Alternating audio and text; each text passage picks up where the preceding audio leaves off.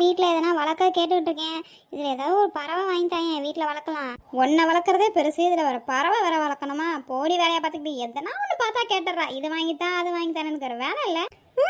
நீ மட்டும் அப்பா கிட்ட புடவை வாங்கித்தா, நகை வாங்கித்தா, வெளில கூட்டிக்கிட்டு போகலாம் சொல்ற. அதெல்லாம் அவர் செய்யறாரு. நான் சொன்ன நீ செய்ய மாட்டியாமா?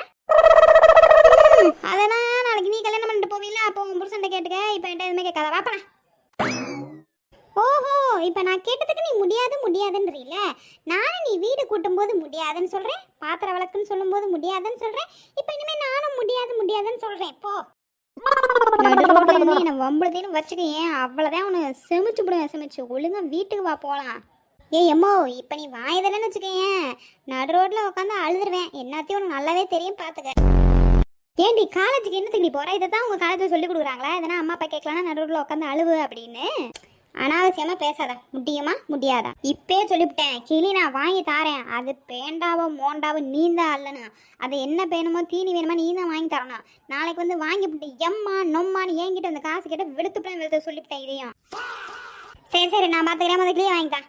சரி கிளி எவ்வளவுக்கு வாங்கினேன்? காடையில் எவ்வளோடி தேய்ச்சி தொலைஞ்சா? அதை சொல்லி தொலை போதே. எனக்கு காடை பற்றி ஒன்றுமே தெரியாதுன்ற உன் இஷ்டத்துக்கு நீ செலவு பண்ணிட்டு திரியிறியா நீ? அட வெறும் 500 ரூபாவாதேன். வா போகலாம்.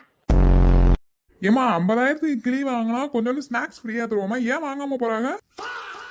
எது 50,000மா?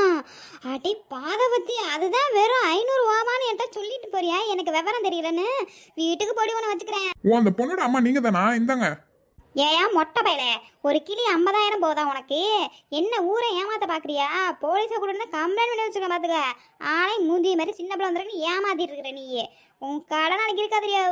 ஏம்மா பேசாதையா வாய திறந்து. சின்ன பிள்ளை ஏமாத்தி நீ 50,000க்கு வித்திருக்கிய. எவனாவது வாங்குவானாயா? இன்னைக்கு 1 கிராம் எண்ணத்துக்கு விற்கிது. நீ வந்துட்டு இவ்வளவு வேலை சொல்லி நீ விற்கிற ஒரு கிளிய. நீ எப்பேற்பட்ட ஆளா இருப்ப? தங்கம் கூட வித்து காசு தரலாம். இதை வித்தா காசு ஆகுமா? இருக்கட்டும், போறேன், வீட்டுக்கு போறேன். இன்னும் கொஞ்ச நேரத்துல உன் குழியை கொண்டு வந்து நான் கொடுத்துட்றேன். என் காசை ஒழுங்கா கொடுக்குற வழியா பாரு. நவரு நந்தி மாதிரி நின்றுக்கிட்டு. கிளி வாங்காதுக்கு எவனாவது பீஸா கொடுப்பானா? மொட்டை. நான் கொண்டு வந்தது கிளிக்கு, என்னமோ இந்த மாவு கொண்டு வந்த மாதிரி ரொம்ப சலிச்சுக்குது. என் கிளி என்னென்ன தின்னு நீ வீட்டில் போய் பாரு, அப்ப தெரியும். ஆமா, இப்படி திட்டிட்டு போறது. அப்புறமே இதுக்கு ஒரு சோடி கிளி கொண்டாங்க. இதுக்கு தீனி எங்க வாங்கணும் நல்லா இருக்கும்? உடம்பு சரியில்லாம போச்சு, எந்த டாக்டரை பார்க்கலாம்னா அப்புறம் நம்ம கிட்டே வந்து கேட்க வேண்டியது. இப்படியும் பண்ண வேண்டியது, அப்படியும் பண்ண வேண்டியது. என்ன பொம்பளைகளோ போ.